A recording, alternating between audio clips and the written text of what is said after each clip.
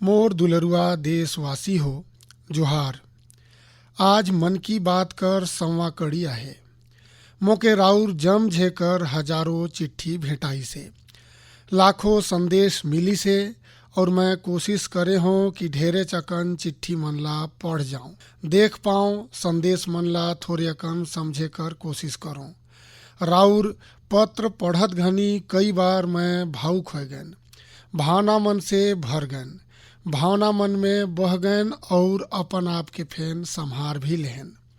रौरे मन मोके मन की बात कर संवा कड़ी पर बधाई दे ही, लेकिन मैं सच्चा दिल से कहत हूँ, असल में बधाई कर पात्र तो रौरे मन की बात कर सुनवैया मन ही, मोर देशवासी ही।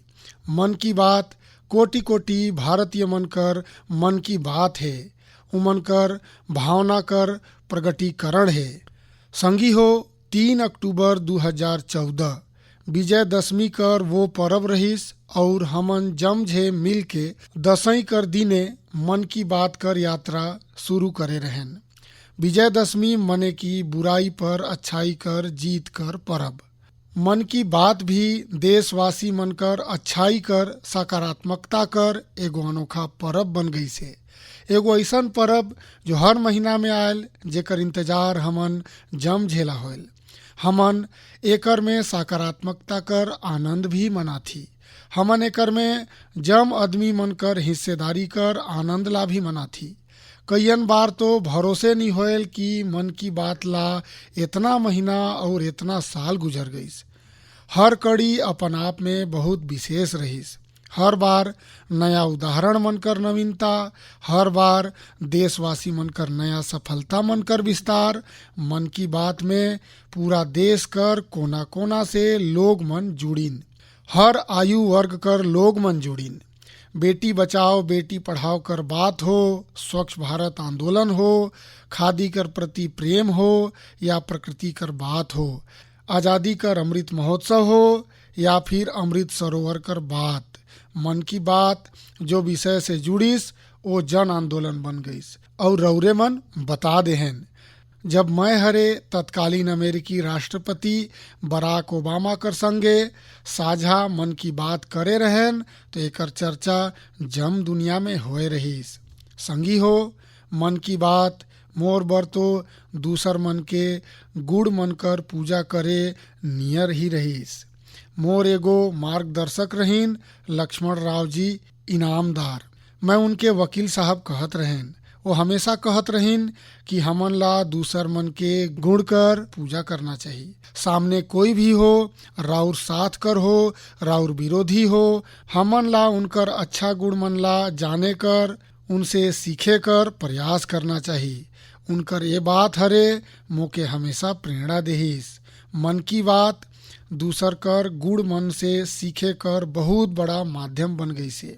मोर दुलरुआ देशवासी हो, ये कार्यक्रम हरे मोके कब्बो राउर मन से दूर नहीं होए देहिस। मोके सुरता है जब मैं गुजरात कर मुख्यमंत्री रहन तो वहाँ सामान्य जन से मिलना जुलना स्वाभाविक रूप से होयत जात रहीस। मुख्यमंत्री कर काम काज और कार्यालय ऐसने छोल मिले जुले कर अवसर मिलत रहेल। लेकिन 2014 में दिल्ली आए कर बाद मैं देखें कि यहाँ कर जनजीवन तो बहुते अलग है। काम कर स्वरूप अलग, दायित्व अलग, स्थिति परिस्थिति मन कर बंधन, सुरक्षा कर ताम झाम, समय कर सीमा। शुरुआती दिन मन में कुछ अलग महसूस करत रहें, खाली खाली महसूस करत रहें। 50 साल पहले मैं अपन घर एकर बर नहीं छोड़े रहें कि एक दिन अपनेच देश कर लोग मन से संपर्क मुश्किल हो जाही। जो देशवासी मोर सब कुछ हैं, मैं ओमनेच से कट के जी नहीं सकत रहें। मन की बात हरे मोके ये चुनौती कर समाधान देहिस। सामान्य आदमी मन से जुड़े कर रास्ता देहिस। पदभार और प्रोटोकॉल व्यवस्था तक ही सीमित रहीस और जनभाव कोटि कोटि जन मन कर साथ मोर भाव विश्व कर अटूट अंग बन गईस। हर महीना में देश कर लोग मन के हजारों संदेश मन ला पढ़थों। हर महीना में देशवासी मन के एक से एक अद्भुत स्वरूप कर दर्शन करथों। मैं देशवासी मन के तप त्याग कर प्रकाष्ठा ला देखथों, महसूस करथों। मोके लगबेच नहीं करेल कि मैं राउर मन से थोड़ा भी दूर हूँ। मोर बर मन की बात एगो कार्यक्रम नहीं है। मोर बर एहर एगो आस्था, पूजा, व्रत है। जैसे लोग मन भगवान कर पूजा करे बर जाथे तो प्रसादी कर थरिया लानथे, मोर बर मन की बात ईश्वर रूपी जनता जनार्दन कर गोड़े में प्रसादी कर थरिया नियर है। मन की बात मोर मन के आध्यात्मिक यात्रा बन गई से। मन की बात स्व से समष्टि कर यात्रा है। मन की बात अहम से वयम कर यात्रा है। ये तो मैं नहीं, रौरे ही एकर संस्कार साधना ही। रौरे कल्पना करी कि मोर कोनो देशवासी 40-40 साल से निर्जन पहाड़ी और बंजर जमीन पर पेड़ लगात हैं। कितना लोग मन तो 30-30 साल से पानी ला बचाए बर बावड़ी और तालाब बनावत हैं, ओकर साफ सफाई करवात हैं। कोई हरे 25-30 साल से गरीब नोनी बाबू मन ला पढ़ात हैं, कोई गरीब मन कर इलाज में मदद करत हैं। कितना न कितना बार मैं मन की बात में ये बात ला बतात बतात भावुक हो गए हूँ। आकाशवाणी कर संगी मन ला कितना न कितना बार एके फिर से रिकॉर्ड करना पड़ी से। आज पाछू दिन मन कर कितना कुछ आँखी कर सामने आत जात है। देशवासी मन कर ये प्रयास मन हरे मोके लगातार अपन आपला खपाए देकर प्रेरणा देही से। संगी हो, मन की बात में जे लोग मन कर हमन बात करत ही वो जमझे हमर नायक है, जे हरे ये कार्यक्रम ला जीवंत बनाइन है।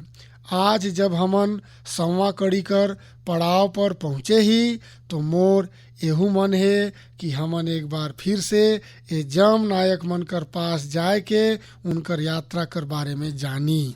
आज हमन कुछ संगता मन से बात भी करे कर कोशिश करब। मोर साथ जुड़त है हरियाणा कर भाई सुनील जगलान जी। सुनील जगलान जी कर मोर मन पर इतना प्रभाव एकर बर पड़िस काबर की हरियाणा में लिंगानुपात बर ढेरे चर्चा होत रहिस। और मैं हरे भी बेटी बचाओ बेटी पढ़ाओ कर अभियान हरियाणा से ही शुरू करे रहेन।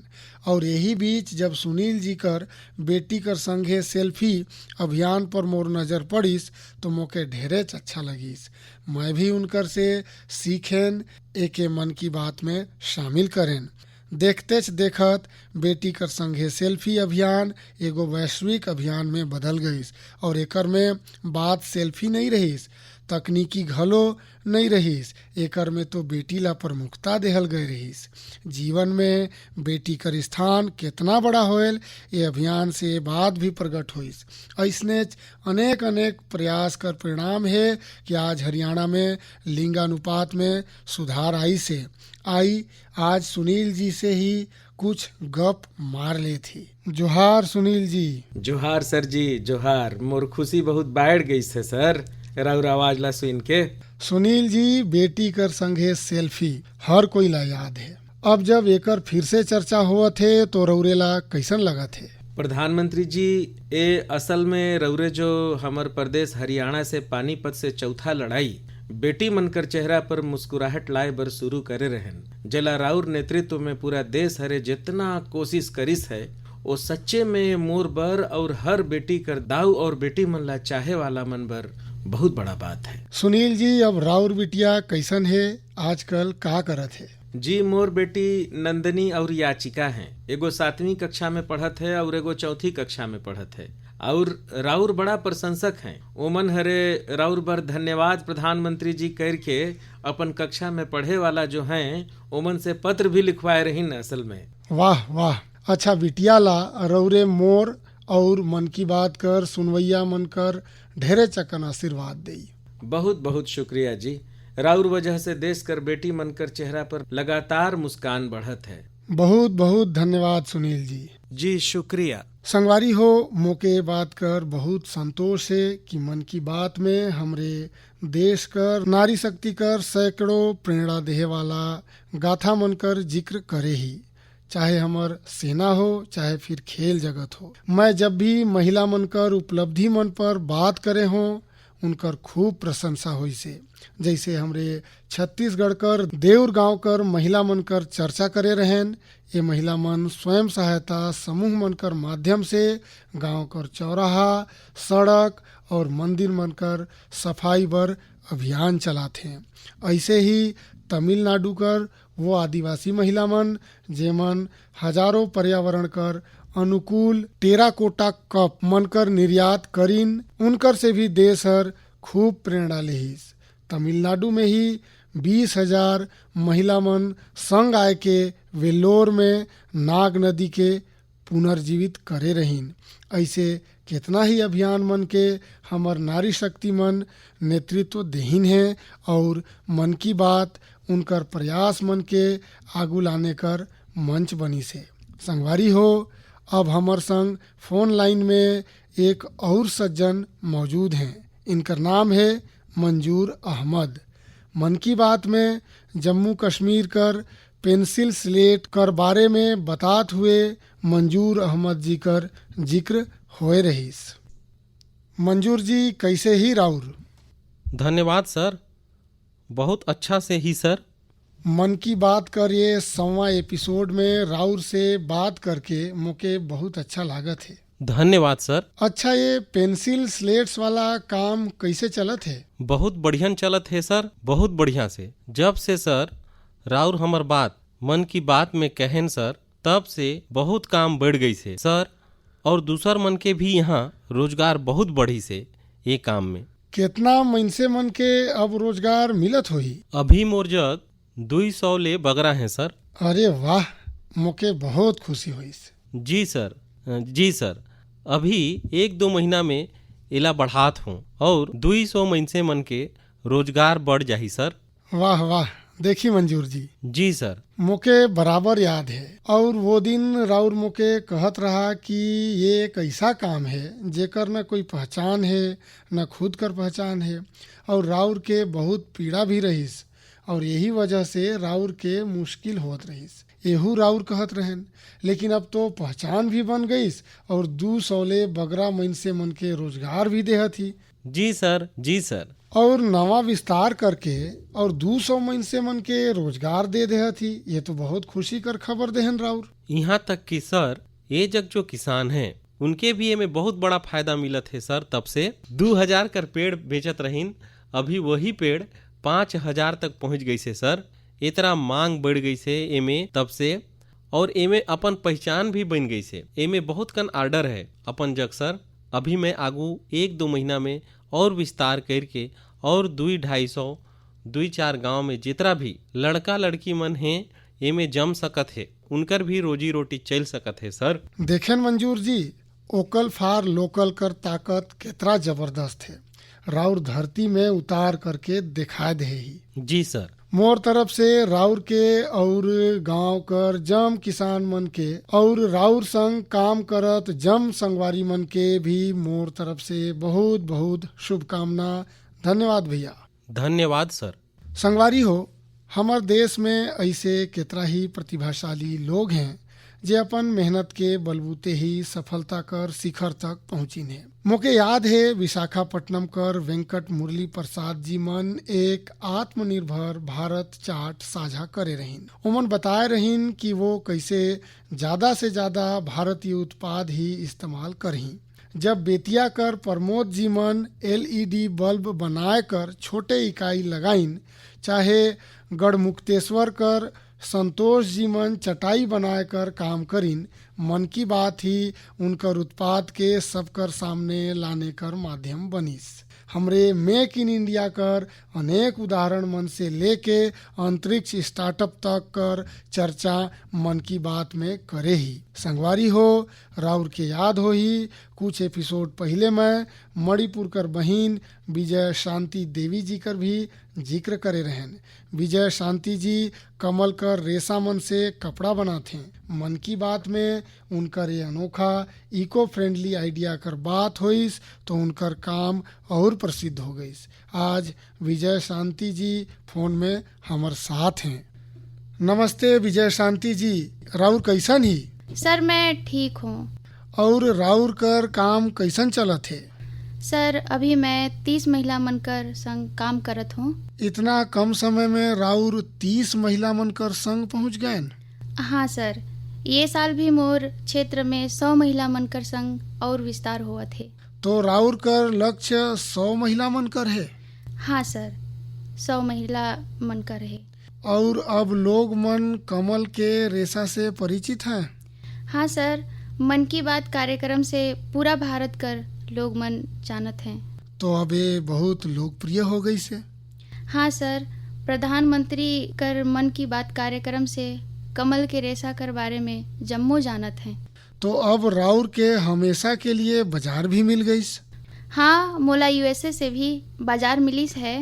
वो थोक खरीदना चाहत हैं ढेर सारा मात्रा में, लेकिन मैं ये साल से अमेरिका के भी भेजना चाहत हूँ। तो रउरे अब निर्यातक भी है? हाँ सर, ये साल से मैं भारत में बनल अपन उत्पाद कमल कर रेशा कर निर्यात करत हूँ। ओकरे बर मैं कहथों वोकल फॉर लोकल और अब लोकल फॉर ग्लोबल। हाँ सर, मैं अपन उत्पाद ला पूरा दुनिया के ग्लोब पर पहुँचाना चाहत हूँ। तो राउर के बहुत बहुत बधाई और शुभकामनाएं। धन्यवाद सर। धन्यवाद धन्यवाद विजय शांति। धन्यवाद सर। संगवारी हो, मन की बात के एक और विशेषता है। मन की बात कर जरिए कितना ही जन आंदोलन हर जन्म भी लेही से और गति भी पकड़ी से। जैसे हमर खिलौना उद्योग ला फिर से स्थापित करे कर लक्ष्य मन की बात से ही तो शुरू हो रहीस। भारतीय नस्ल के स्वान, हमर देसी कुकुर, ओके लेके जागरूकता बढ़ाए कर शुरुआत भी तो मन की बात से ही तो हो रहीस।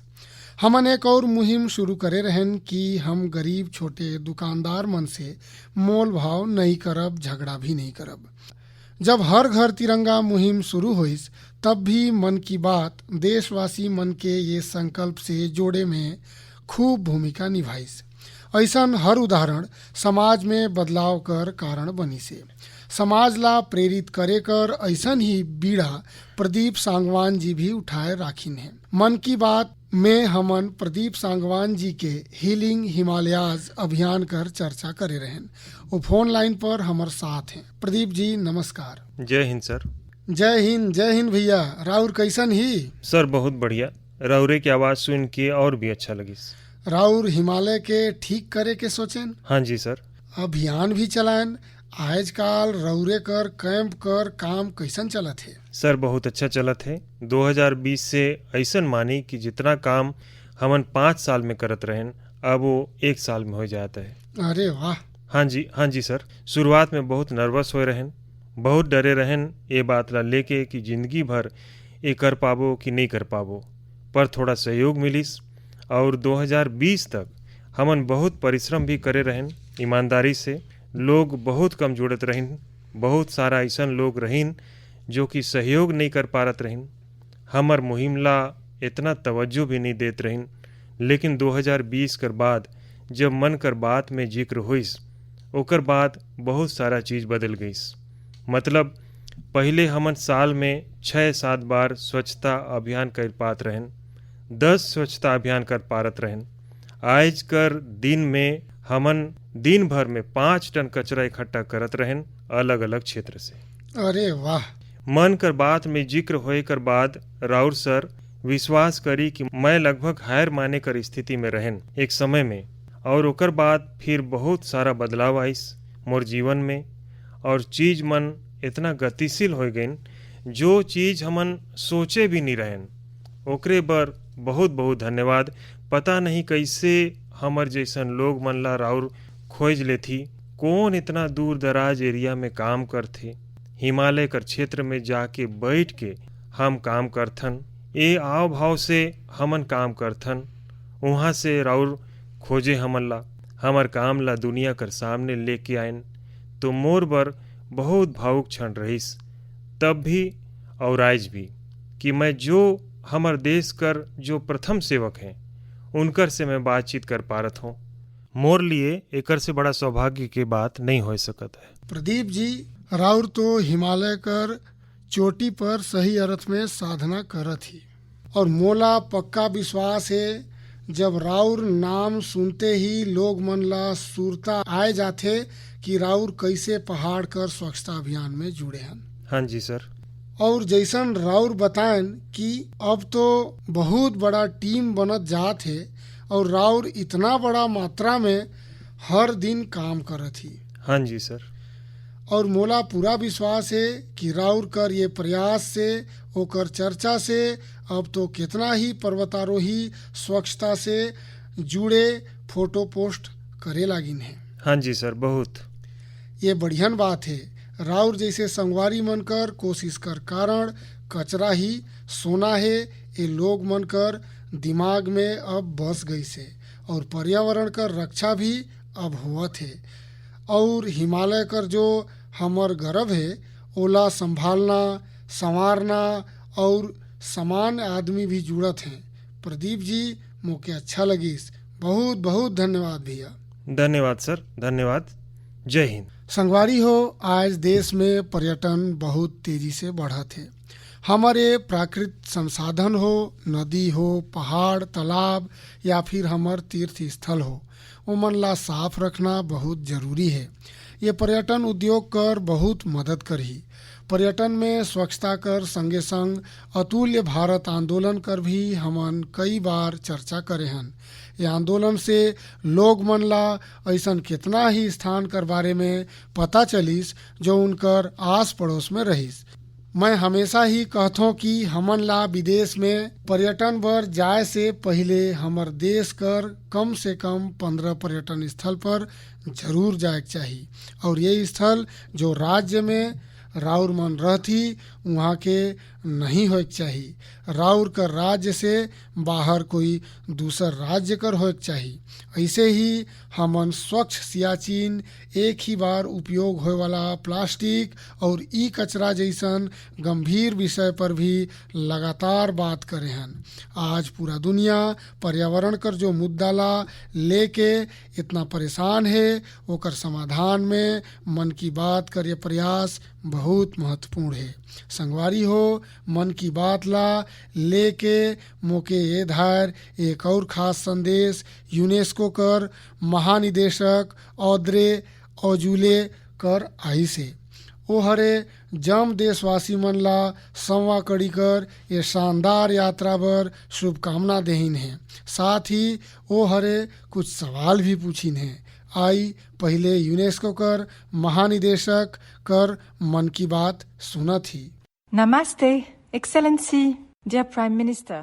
नमस्कार महामहिम, प्रिय प्रधानमंत्री। यूनेस्को कर ओर से मैं राउरला मन की बात रेडियो प्रसारण कर 100वां कड़ी कर हिस्सा बने कर मौका देहे बर धन्यवाद करत हो।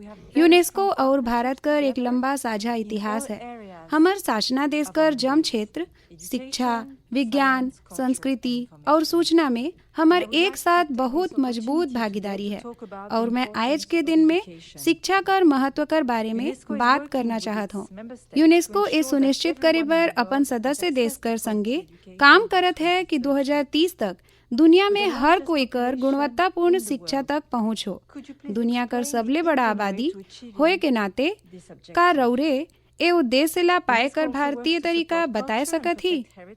यूनेस्को संस्कृति कर समर्थन करे कर और विरासत कर रक्षा बर भी काम करथे, और भारत ये बछर G20 कर अध्यक्षता करत है। ये कार्यक्रम बर विश्व कर नेता दिल्ली आही। महामहिम, भारत कैसे संस्कृति और शिक्षा ला अंतर्राष्ट्रीय एजेंडा में सबले ऊपर रखे चाहत है। मैं एक बार फिर ये मौका पर राउर ला धन्यवाद देहत हूँ, और राउर कर माध्यम से भारत कर लोग मन ला अपन शुभकामना देहत हूँ। जल्दी मिलब। राउर ला बहुत बहुत धन्यवाद। I once again thank you for this opportunity. धन्यवाद महामहिम। मोके मन की बात कर संवा कड़ी में राउर से बात करके खुशी होता है। मोके ये बात कर भी खुशी है कि रौरे शिक्षा और संस्कृति कर महत्वपूर्ण मुद्दा ला उठाएं। संगवारी हो यूनेस्को कर महानिदेशक हर शिक्षा और संस्कृति कर संरक्षण ला लेके भारत कर कोशिश कर बारे में जानना चाहिए। ये दोनों विषय मन की बात कर पसंदीदा विषय रहीन है। बात शिक्षा कर हो या संस्कृति कर, ओकर संरक्षण कर बात हो या संवर्धन कर, भारत कर ये प्राचीन परंपरा रहीस। ये दिशा में आज जो काम देश करत है वो सचमुच बहुत बढ़िया है। राष्ट्रीय शिक्षा नीति हो या क्षेत्रीय भाषा में पढ़ाई कर विकल्प हो, शिक्षा में तकनीकी एकीकरण हो, राउर मन ला ऐसन कई ठन प्रयास देखे बर मिलही। कई बछर पहले गुजरात में बढ़ियन शिक्षा देहे और स्कूल छोड़े वाला मन कर दर ला कम करे बर गुणोत्सव और शाला प्रवेश उत्सव जैसन कार्यक्रम जन भागीदारी कर एक अद्भुत उदाहरण बन गए रहीस। मन की बात में हमन ऐसने कितना ही लोग मन के प्रयास ला प्रमुखता से बताए हन जो निस्वार्थ भाव से शिक्षा बर काम करता है। राउर मन ला सुरता हो ही एक बार हमन उड़ीसा में ठेला पर चाय बेचे वाला स्वर्गीय डी प्रकाश राव जी कर बारे में चर्चा करे रहन जो गरीब बच्चा मन ला पढ़ाए कर मिशन में लगे रहीन। झारखंड कर गांव में डिजिटल पुस्तकालय चलाए वाला संजय कश्यप जी हों, कोविड कर समय ई शिक्षा कर माध्यम से कई ठे बच्चा मन कर मदद करे वाला हेमलता NK जी हों, ऐसन अनेक शिक्षक मन कर उदाहरण हमन मन की बात में लेहे हन। हमन संस्कृति कर संरक्षण कर प्रयास ला भी मन की बात में लगातार जगह दे हन। लक्षद्वीप कर कुमेल ब्रदर्स चैलेंजर्स क्लब हो या कर्नाटक कर क्वेम श्री जी कला चेतना जैसन मंच हो, देश कर कोना कोना से लोग मन मुके चिट्ठी लिख के ऐसे उदाहरण भेजिन है। हमन वो 3 प्रतियोगिता ला लेकर घलो बात करे रहें जो देशभक्ति पर गीत, लोरी और रंगोली से जुड़े रहीन। राउर मन ला ध्यान हो ही एक बार हमन देश भर कर कहानी कहवैया से कहानी कहे कर माध्यम से शिक्षा कर भारतीय विधा मन कर बारे में चर्चा करे रहें। मुझे अटूट विश्वास है कि सामूहिक प्रयास से बड़ा बदलाव लायल जा सकत है। ये साल हमन जहां आज़ादी कर अमृत काल में आगे बढ़त हन वही G20 कर अध्यक्षता भी करत हन। ये भी एक कारण है कि शिक्षा कर संगे संग विविध वैश्विक संस्कृति ला समृद्ध करे बर हमर संकल्प और मजबूत होई से। मोर दुलरुआ देशवासी मन, हमर उपनिषद कर एक मंत्र कई सदी से हमर मनसे मन ला प्रेरणा देते आई से। चैरेवेती चैरेवेती चैरेवेती, चलत रही चलत रही चलत रही। आज हमन ये चैरेवेती कर भावना कर संगे मन की बात कर संवा कड़ी पूरा करत हन। भारत कर सामाजिक ताना बाना ला मजबूती देहे में मन की बात कोई भी माला कर धागा कर जैसन है जेहर मन के ला जोड़े रखेल। हर कड़ी में देशवासी मन कर सेवा और सामर्थ्य हर दूसर मन ला प्रेरणा देही से। ये कार्यक्रम में हर देशवासी दूसर देशवासी कर प्रेरणा बनथे। एक तरह से मन की बात कर हर कड़ी अगला कड़ी बर जमीन तैयार करेल। मन की बात हमेशा सद्भावना, सेवा भावना और कर्तव्य भावना से ही आगे बढ़त है। आज़ादी कर अमृत काल में यही सकारात्मकता देश ला आगे ले जाही, नवा ऊंचाई पर ले जाही। और मुझे खुशी है कि मन कर बात से जो शुरुआत हुई से वो आज देश कर नवा परंपरा भी बनत है। एक ऐसन परंपरा जेमे हमन ला सबकर प्रयास कर भावना कर दर्शन होथे। संगवारी, मैं आज आकाशवाणी कर संगी मन ला भी धन्यवाद देहूँ जो बहुत धैर्य कर साथ ये पूरा कार्यक्रम ला रिकॉर्ड करथे। जो अनुवादक जो बहुत कम समय में बहुत तेजी कर संगे मन की बात ला कई ठेक क्षेत्रीय भाषा मन में अनुवाद करथे, मैं ओमन कर भी आभारी हूँ। मैं दूरदर्शन कर और माई GOV कर संगी मन ला भी धन्यवाद देहत हूँ। देश भर कर टीवी चैनल, इलेक्ट्रॉनिक मीडिया कर लोग जो मन की बात ला बिना विज्ञापन अंतराल कर दिखाते हैं, वो जम झन कर मैं आभार करत हूँ। और अंत में मैं उनकर भी आभार करत हूँ जो मन की बात कर कमान संभालिन हैं। भारत कर लोग, भारत में आस्था रखे वाला लोग, ये जम राउर कर प्रेरणा और ताकत से संभव होए पारी से।